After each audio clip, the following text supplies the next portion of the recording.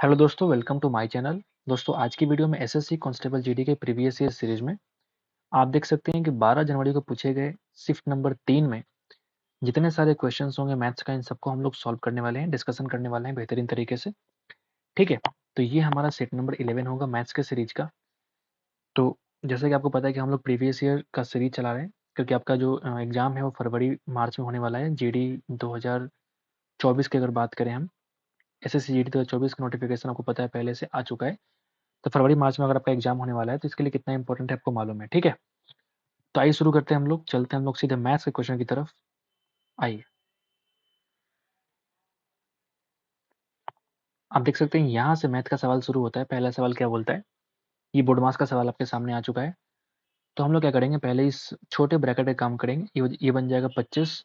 25 को डिवाइड किया हमने 75 में, तो ये बन जाएगा पूरा का पूरा 3। इस पूरे की वैल्यू कितनी आ गई, 3 के बराबर।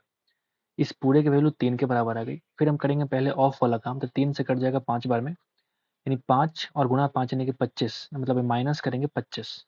ठीक है, फिर यहाँ माइनस आ चुका है। आप यहाँ देखेंगे भाग है अगर, तो ये 1/2 और +3 यानी कि 3 प्लस हाफ, यानी कि मैं बोल सकता हूँ 7/2 यानी कि 3.5 बोल सकते हैं भाई साहब। ठीक है, अगर मैं इन तीनों का एलसीएम निकालूंगा तो 2 बनेगा हमारे पास। ये बनेगा 7, ये बनेगा 50 और ये बनेगा 6। यानी आप देखेंगे 56 में से 7 कम करेंगे यानी कि बन जाएगा -49/2। तो पहला सवाल जो कि बहुत ही आसान सवाल से हम लोगों ने शुरुआत किया है। ठीक है, चलते हैं हम लोग सेकंड क्वेश्चन की तरफ। दूसरा क्वेश्चन क्या बोलता है कि एक डबल बेड का जो अंकित मूल्य है वो 42,000 है। यानी कि आपके सामने कह रहा है भाई कि एमपी जो वैल्यू है ना वो 42,000 रुपीज है। 1,000 रुपये का नगद डिस्काउंट मिलता है और साथ ही साथ बोलता है कि 5% से लेकर 10% के छूट का वादा करने वाला एक स्क्रैच कार्ड मिलता है। मतलब आपसे ये कह रहा है भाई साहब कि हम पहले 1,000 रुपये का डिस्काउंट दे देंगे, यानी एसपी कितना होगा, तो आप बोलेंगे 41,000 तो हो ही जाएगा। लेकिन इसके साथ साथ 5% से लेकर 10% तक का आपको स्क्रैच कार्ड मिलेगा, डिस्काउंट का स्क्रैच कार्ड। मतलब मैं कह सकता हूँ, तो सवाल क्या बोलता है कि बेड के न्यूनतम और अधिकतम विक्रय मूल्य के बीच का अंतर ज्ञात करें। जो आप खुद बताओगे, जो डिफरेंस पैदा होगा वो कहाँ से डिफरेंस पैदा होगा, इस 5 और 10% के बीच का अंतर ही विक्रय मूल्य के न्यूनतम और अधिकतम मान के वैल्यू के बीच का अंतर के बराबर होगा। ठीक है, तो आप मुझे बताओ, अगर मैं इस 4100 का 5% निकालूं और फिर 10% निकालूं, उसका 5% अगर मैं सीधे निकाल लूंगा तो मैं कह सकता हूँ कि वही अंतर है। तो 5% ऑफ 41,000, सॉरी 4100, यही सवाल का आंसर होगा। बोलिए ना, 41,000। अच्छा हाँ ठीक है, तो 10% कितना हो जाएगा, 4100, उसका आधा कर देने की 2,050 रुपया इस सवाल का आंसर है। लॉजिकल है, ट्रिकी है, बढ़िया सवाल है। आगे बढ़ते हैं, नंबर 3 पे चलते हैं दोस्तों। आपसे कह रहा है कि 18, 24, 25 से विभाज्य करने वाले 6 अंकीय सबसे छोटी अंकों के योग ज्ञात करें। ठीक है, 18 है 24 से 25 से विभाज्य होने वाली 6 अंकीय सबसे छोटी संख्या के अंकों का योग ज्ञात करें। ठीक है, ओके। तो इसका ये मतलब है कि पहले हमको एलसीएम निकालना पड़ेगा। एलसीएम निकाल के उसको हम मल्टीपल से मल्टीप्लाई कर करके हम 6 अंक की सबसे छोटे संख्या के रूप में कन्वर्ट करेंगे। फिर जो वैल्यू आएगी उसके हम लोग डिजिट का सम निकालेंगे, वही आपसे पूछ रहा है। ठीक है, तो अगर मैं बोलूँ एलसीएम को, तो आप कैसे निकाल पाएंगे। आप देखिए 18 है, फिर 24 है और फिर 25 है। ठीक है, तो आप देखेंगे 2 बनेगा यानी कि 9, फिर 12 और फिर 25। आप देखेंगे 3 से यानी कि 3, फिर 4 और 25। ठीक है, यानी कि अब नहीं कटने वाला, मतलब मैं कह सकता हूँ जो इसका एलसीएम आने वाला है वो 100 और 3 गुना 2 यानी कि 1800। बोल सकता हूँ 1800 क्या हो जाएगा, एलसीएम हो जाएगा। तो मुझे क्या करना है कि 6 अंकीय डिजिट के पास पहुंचना है जो सबसे छोटा हो। तो अगर मैं 1800 को 10 से मल्टीप्लाई कर दूं तो बन जाएगा 18,000, क्योंकि हमको मल्टीपल से लेके चलना है ना। पहले एलसीएम कितना था, 1800 के आसपास, आसपास नहीं 1800 था एलसीएम। हमने क्या किया, 10 से मल्टीप्लाई किया तो बन जाएगा 18,000। लेकिन ये अभी भी कितने हैं, 5 अंक का है। मुझे 6 अंक के पास पहुंचना है, छोटी से छोटी संख्या, जिसको हम कितने से मल्टीप्लाई करें, तो हम पहले 5 से करने वाले हैं। इससे क्या बन जाएगा हमारा, 90,000। 90,000 बन जाएगा। अब मुझे छोटे छोटे संख्या के पास पहुंचने के लिए मैं कह सकता हूँ कि 1800 को फिर से आप कर दो 5 से मल्टीप्लाई, जो कि 9,000 आपका देगा। इसको यहाँ पे जोड़ेंगे अगर 9,000, तो ये बन जाएगा 99,000। लेकिन अभी भी क्या है, 5 अंकों का ही है। तो एक बार और आप क्या करो, 1800 को जोड़ दो, यानी कि 10,000, 10,000 नहीं, 1,08,000। ठीक है ना, 1,08,000 हम बोलेंगे ना, क्या बोलेंगे भाई, 1,08,000। ठीक है, अब आप देखेंगे कि जो वैल्यू आ गई ना, क्या मैंने सही किया है, 99,000 और 1,000, हमसे मिस्टेक हो गई, 1,08,000 नहीं बल्कि 1,08,000, ये बोलना सही होगा, 1,08,000, यानी कि 100 फिर 800। This is the smallest 6 digit number, और ये नंबर से ये तीनों संख्या कट जाएगी, 18 हो चाहे 24 हो चाहे 25 हो। ठीक, आपसे कह रहा है कि इन सबके अंकों का समेशन निकाल दीजिए। तो आप देखेंगे 4 को तो 0 है, एक 8 और एक 9, यानी कि 9 इस सवाल का आंसर है। तो ये एक बढ़िया सवाल आपको देखने को मिला है, 3 नंबर सवाल एक बढ़िया सवाल है। आगे बढ़ते हैं दोस्तों, नंबर 4 पे आते हैं। नंबर 4 बोलता है कि श्री शर्मा जी ने अपने कुल आय का 15% किराए पे खर्च करते हैं और शेष भाग का 75% अन्य खर्चों पे खर्च करते हैं, और तब भी उनके पास जो है 1,700 रुपये बच जाते हैं। तो उनकी मासिक आय ज्ञात करना है। तो जो मासिक आय है, मान लिया हमने कि वो 100 के बराबर है, या फिर हम एक काम करते हैं, इनकम को हम मानते हैं 400 के बराबर। आपको पता लग जाएगा हमने ऐसा क्यों माना है, क्योंकि आप देख रहे हैं कि 15% जो है किराए पे खर्च करते हैं। अगर मैं रेंट की बात करूँ ना, तो रेंट पे 15% खर्च किया, यानी कि 60 खर्च कर दिया। तो शेष भाग का 75% अन्य खर्चों पे, जो अदर एक्सपेंडिचर है ना, उस पर कितना खर्च करते हैं, शेष का 75%। अगर इसको हम 100 माने होते तो यहाँ 15 हुआ होता, और 85 का 75 निकालना बड़ा मुश्किल होता है। लेकिन अब जो है 340 का जो बचा हुआ 340 उसका अगर 75% निकालेंगे तो आसानी से निकल जाएगा।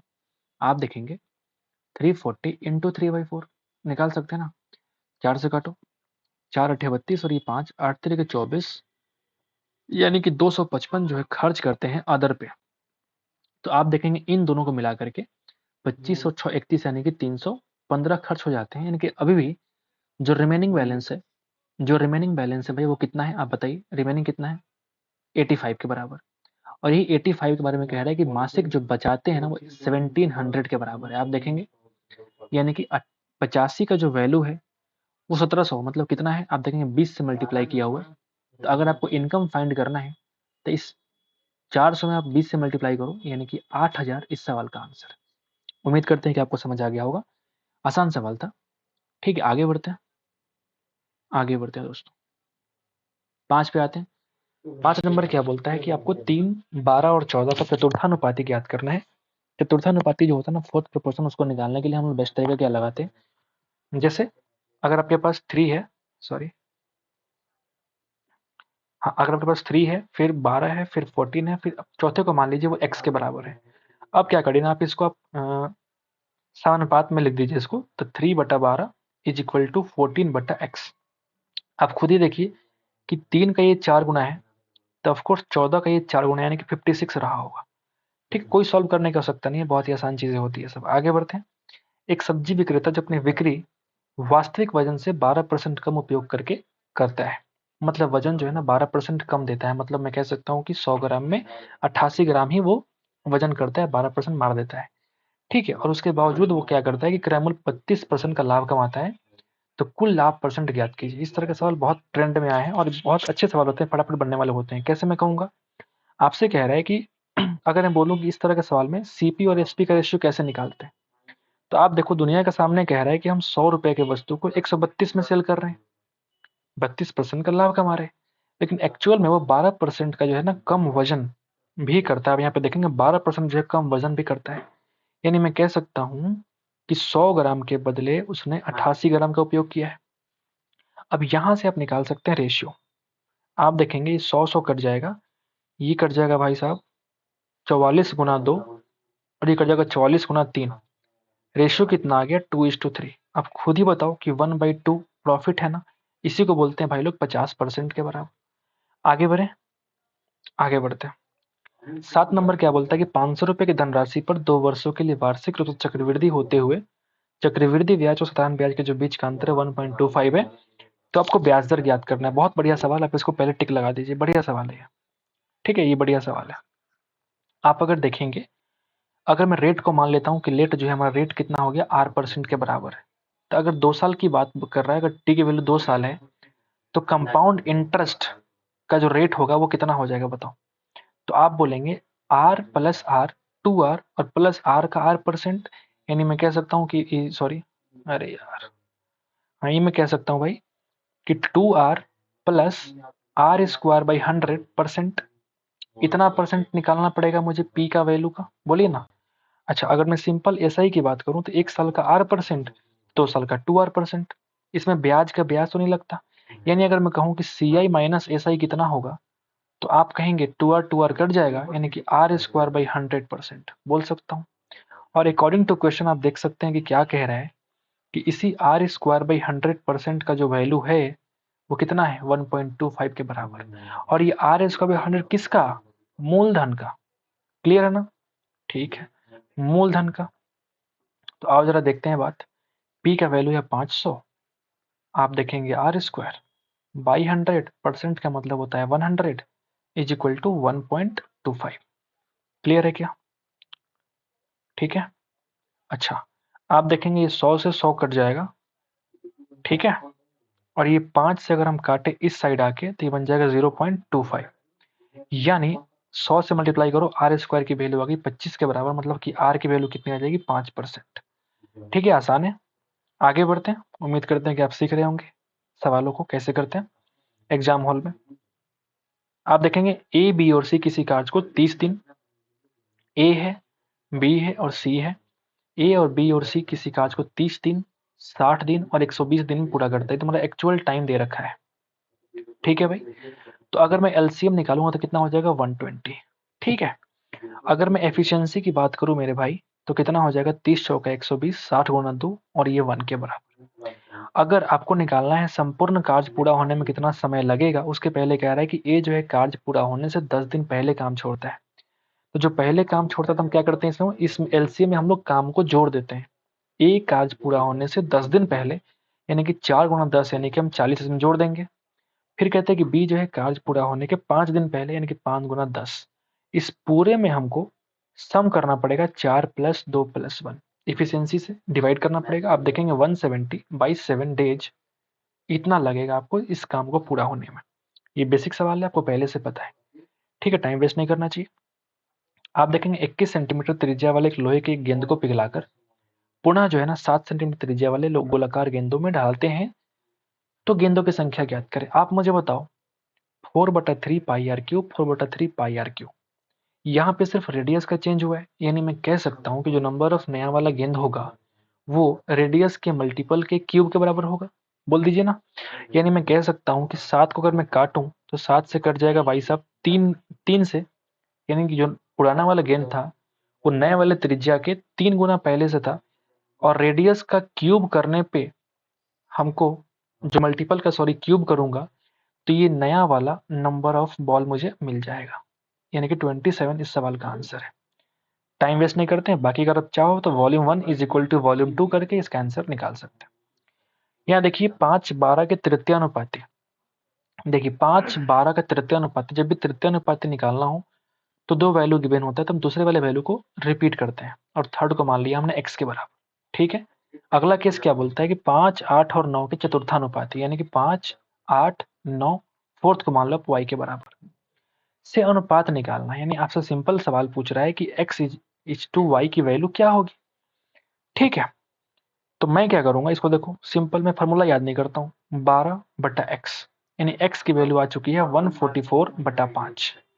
ठीक वैसे ही इसको निकालो जरा, तो आप बोलेंगे 5/8 इज इक्वल टू 9/y, यानी y की वैल्यू आ चुकी है 9×5, सॉरी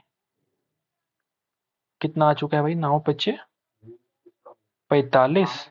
अरे यार मिस्टेक हो रहा है, नहीं नहीं नहीं, ये जो है ना वो 9×8 = 72 है ना भाई, ठीक है, 9×8 = 5 बोल सकते हैं। अगर आपको x/y निकालना है पटक दीजिए यहाँ पे, यानी कि 144/5 इज टू 72/5, 5 5 कट जाएगा, ये कट जाएगा 2 बार में, यानी कि 2:1 इस सवाल का आंसर है। ठीक है, आगे बढ़ते हैं। अनिल ने सुबह जो अपनी यात्रा सुबह शुरू की है, और सुबह 10 बजे सुबह की बात करूँ, उसने अपनी यात्रा का 1/2 भाग पूरा किया, मतलब मैं कह सकता हूँ कि 50% डिस्टेंस कवर कर चुका है 10 बजे तक। उसी दिन दोपहर 1 बजे तक उसने अपनी यात्रा का 4/5 हिस्सा पूरा किया। तो 4/5 भाग का मतलब होता है कि 80% काम पूरा हो गया। मतलब मैं सिंपल तरीके से अगर आपसे बोलूं कि 10 बजे से लेके 1 बजे तक उसने 80 माइनस 50 यानी कि 30% डिस्टेंस कवर किया है। कितने घंटे में? 3 घंटे में। यानी अगर मैं बोलूं आपसे कि 50% पूरा करने में कितना लगाएगा? 5 घंटे। तो वही आपसे पूछ रहा है सवाल कि उसने यात्रा किस समय शुरू की। अगर 10 बजे तक उसने 50% यात्रा कर चुका है, मतलब 5 घंटा चल चुका है, तो 10 बजे से 5 घंटे कम करेंगे, यानी कि 5 बजे उसने यात्रा की शुरुआत करी थी। बहुत ही बेसिक सवाल पूछे गए हैं इसमें। 12 नंबर देखते हैं कि 3 के पहले 10 गुणजों का औसत ज्ञात करें। 3 के पहले 10 गुणजों का औसत ज्ञात करें, यानी कि पहला बोल सकता हूँ कि पहला 3, दूसरा 6, फिर 9, डॉट डॉट डॉट डॉट, 10वां क्या हो जाएगा? बोलो। 30। ठीक है। अगर मैं एवरेज निकालूं, तो एवरेज निकालने के लिए हम क्या करेंगे? तरीके बताओ। एवरेज निकालने का तरीका कॉमा नहीं लगा के, बल्कि हमको क्या करना पड़ेगा? 3 + 6 + 9 + dot dot dot dot 30 plus और बाई टोटल नंबर है कितने? 10 के बराबर। या तो आप सिंपल तरीके से जोड़ लो या फिर 3 कॉमन निकालोगे, तो 1 + 2 + 3 plus dot dot dot dot plus 10, और डिवीजन कितना हो जाएगा? 10 के बराबर। तुम सही ना पूछ रहे हैं जी? एवरेज वैल्यू कितना होगा बताओ? 3 कॉमन, n × n+1 यानी कि 10 × 11/2, और 10 पहले से यहाँ पे बैठा हुआ है। तो आप अगर देखेंगे 10 से 10 खत्म है कि 33/2 का मतलब होता है 16.5। This is the answer. आगे बढ़ते हैं दोस्तों। 13 क्या बोलता है? 13 क्या बोलता है सवाल कि एक वस्तु जो है 1200 रुपया में सूचीबद्ध है। मतलब आपसे कह रहा है कि मार्क प्राइस है ना, वो कितना है? 1200 रुपया। एक ग्राहक को 2 क्रमागत छूट देने के बाद जो इसका सेलिंग प्राइस होता है वो 972 रुपया हो जाता है। पहली छूट 10% है, तो अगली वाली ज्ञात करें। 10% का मतलब होता है 120 रुपया कम कर दो, यानी कि मैं कह सकता हूँ कि 1080 रुपया फर्स्ट डिस्काउंट के बाद। अब यहाँ से 972 तक पहुंचने में आप देखेंगे कितने का डिफरेंस है, तो आप बोलेंगे 108 का डिफरेंस है। और 108 होता कितना है? 1080 का, फिर से 10% आपने डिस्काउंट दिया है। टाइम बिल्कुल वेस्ट नहीं करना है, आगे बढ़ना है। ठीक है। आपसे कह रहा है कि यदि आलू का मूल्य 10% से बढ़ जाता है तो उपयोगकर्ता को अपनी आलू की खपत में कितने प्रतिशत की कटौती करनी पड़ेगी ताकि खर्च जो है ना अपरिवर्तित रहे। सिंपल तरीके से आपसे कह रहा है कि अगर 100 की वस्तु बढ़ के 110 रुपया हो जाए, मतलब आसान भाषा में कह लो कि 0 0 काट लीजिए। अगर 10 रुपए की वस्तु 11 हो जाए तो हमको 11 से कितना कम करना पड़ेगा ताकि वैल्यू में कोई चेंजेस हमको दिखाई ना दे। यानी बेस कितना हो गया? 11। यानी कि मैं कह सकता हूँ कि 1/11 हमें कमी करनी पड़ेगी। और 1/11 का मतलब होता है 9 इंटीजर 1/11%। इसी को अगर आप चेंज करोगे तो बन जाएगा 9.1% के आसपास। Option number 3 is the required answer. ठीक है। 15 क्या बोलता है कि ए और बी 15 बोलता है भाई कि ए और बी जो है किसी काम को 18 दिन में और 36 दिन में पूरा कर सकते हैं। वे 8 दिन तक साथ काम करते हैं, फिर एक काम छोड़ देता है, तो शेष काम पूरा करने में भी कितने दिन लगेंगे? ठीक है। इन दोनों का एलसीएम कितना? 36। इफिशियंसी कितनी? 2:1। बोल सकते हैं भाई? बोलो बोलो। इफिशियंसी कितनी? 2:1। आपने बोला कि वे 8 दिन तक साथ काम किया, मतलब दोनों मिलकर 3 काम कर रहे हैं एक ही दिन में, यानी कि 24 काम पूरा हो गया 8 दिन में। अभी भी तुम्हारा 12 काम बाकी है। 12 काम कौन कर रहा है? तो बी। बी की एफिशिएंसी है कितनी? 1। डिवाइड कर दो, यानी कि 12 दिन लगेगा भाई रिक्वायर्ड काम को पूरा करने में। Option number 4 is the required answer. आगे बढ़ते हैं, 16 पे आते हैं। 8 सेंटीमीटर ऊंचाई और 4 सेंटीमीटर आधार त्रिज्या वाले एक शंकु को इतना गुना इतना गुना इतना के लकड़ी के आयताकार ब्लॉक से बनाया जाता है, तो व्यर्थ हुई लकड़ी का प्रतिशत लगभग कितना होगा? ये बढ़िया सवाल मुझे लग रहा है। ठीक है। तो आप अगर देखेंगे, पहले हम ये कह रहे हैं कि मुझे बताओ कि वॉल्यूम कितना होगा, क्योंकि आयताकार ब्लॉक से बनाया गया है तो वॉल्यूम इस्तेमाल होगा मुझे लगता है। ठीक है। तो अगर मैं वॉल्यूम निकालूं, यानी कि आयतन निकालूं किसका? कोन का। अगर मैं वॉल्यूम निकालूं आयतन, तो आप बोलेंगे 1/3 into pi R square H. बोलिए ना। यानी कि 1/3 पाई आर स्क्वायर। आर की वैल्यू है कितनी? 4। यानी मैं कह सकता हूँ कि 22/7, 4 का स्क्वायर 16, हाइट कितना है? 8। बोलिए। यानी अच्छा ठीक है, मैं इसको थोड़ी देर के लिए इतना ही छोड़ता हूँ, मैं गुणा भाग नहीं करता हूँ। मैं इसको बोल सकता हूँ 22 गुणा 8 यानी कि 176 इंटू 16/21 में इतना पे लाके छोड़ देता हूँ। ठीक है, अब अगर मैं बोलूँ कि जो आयताकार ब्लॉक है ना, जो आयताकार ब्लॉक है यानी क्यूबॉइड बोल सकते हो उसको, तो क्यूबॉइड का जो वॉल्यूम है वो कितना हो जाएगा L into B into H, यानी कि 8 गुणा 6 गुणा 4, 8 6 48 गुणा 4 यानी कि 192 centimetre cube, whatever we have, कोई दिक्कत नहीं है। अब आपसे कह रहे हैं ना कि व्यर्थ हुई लकड़ी का प्रतिशत ज्ञात करें।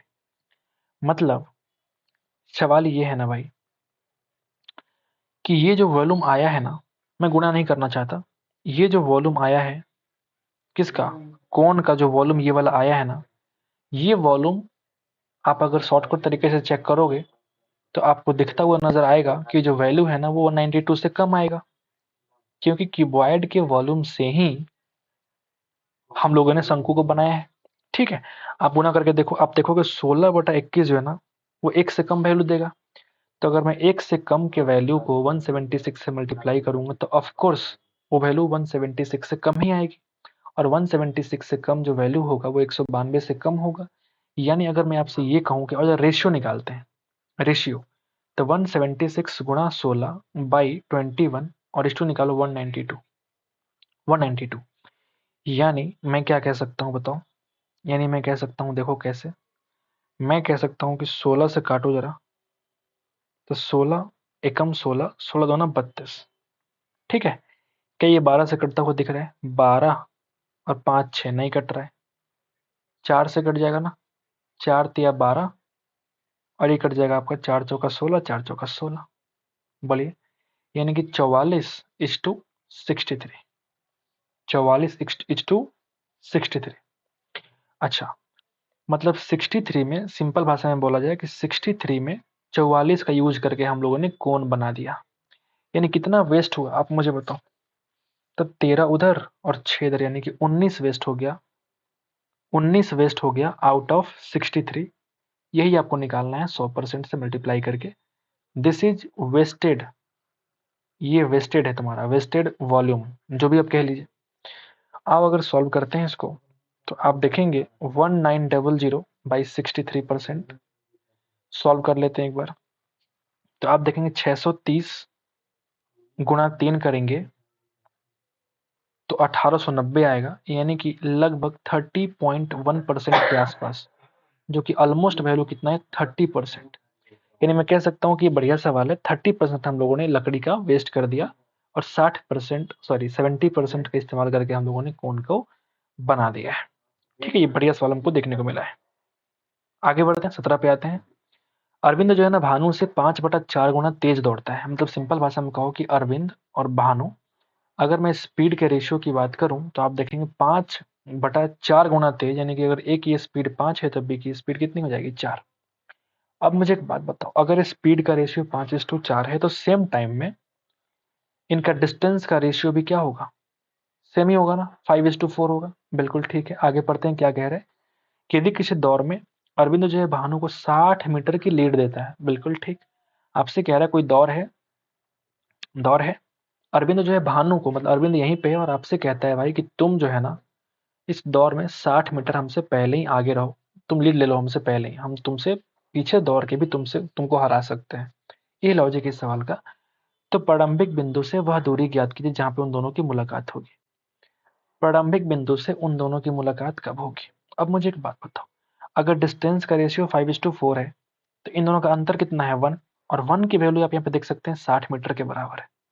यानी जब मुलाकात होगी तो उस कंडीशन में ए जो है वो 5 चल चुका होगा, यानी कि एक की वैल्यू 60 तो 5 की वैल्यू कितना 300 मीटर, और बी कितना चला होगा तो आप देखेंगे 4 यानी कि 240 मीटर।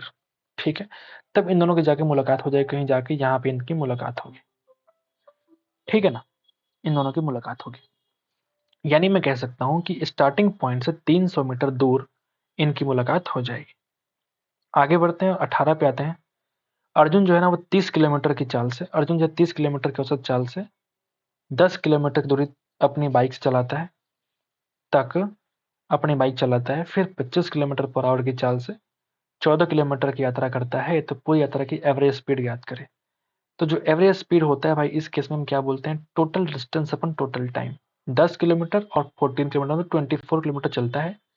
10 चलता है 30 के स्पीड से और 14 चलता है भाई 25 के स्पीड से।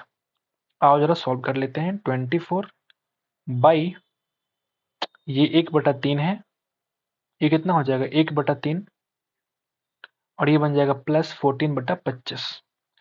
कैलकुलेशन है भाई, कोई दिक्कत नहीं, करते हैं। आओ जरा करते हैं।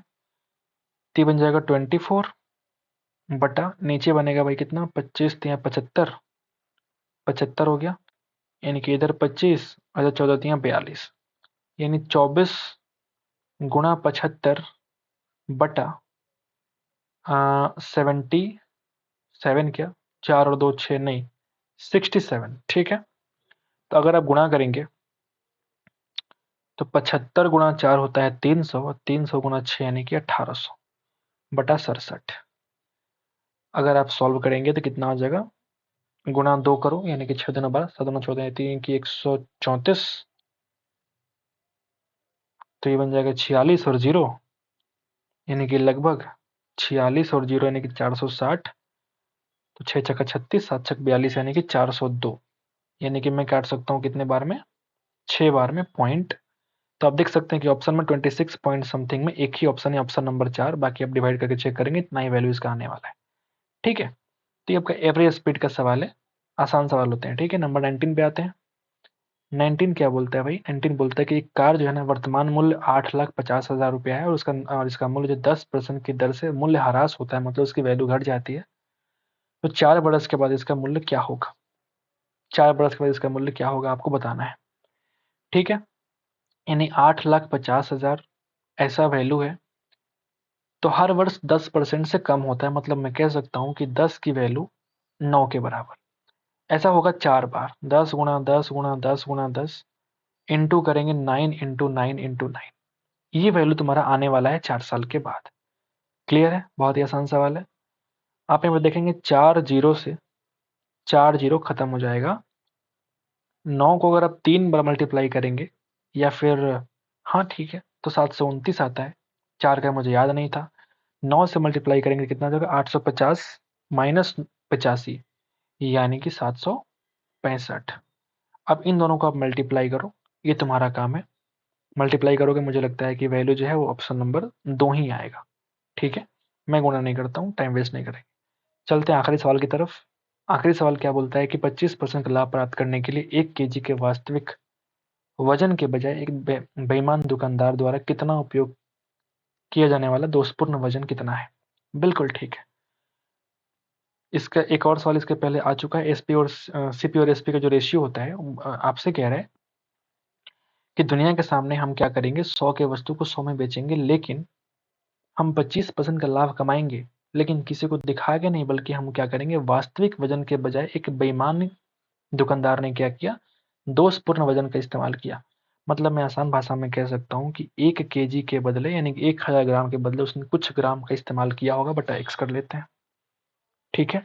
अब क्या करेंगे, यहाँ पे 100 कट जाएगा, यानी आप देखेंगे एक्स की वैल्यू 1000, यानी अगर सीपी तुम्हारा एक्स है और एसपी तुम्हारा 1000 है, यानी आपको 25% का लाभ कमाना है। मतलब मैं कह सकता हूँ कि 1000 की वैल्यू 125 के बराबर है, मुझे 100 की वैल्यू निकालनी है, और यही तुम्हारा सीपी का वजन के बराबर हो जाएगा। बोलो बोलो, यानी ये पूरा पूरा कट जाएगा 8 बार में, यानी कि सीपी कितना हो जाएगा 800 ग्राम। 800 ग्राम, इस एक्स की वैल्यू कितनी आ गई, 800 ग्राम उसने यूज किया है अपने वजन को, 1000 ग्राम के बदले 800 ग्राम का इस्तेमाल किया है। तो उम्मीद करते हैं कि ये सेट आपको पसंद आया होगा। इस तरह से हम लोगों ने सेट नंबर 11 भी खत्म कर दिया है। I hope this series is going to help you very much. So thank you so much guys for watching the video till this time. So see you next time in the next video. Thank you so much.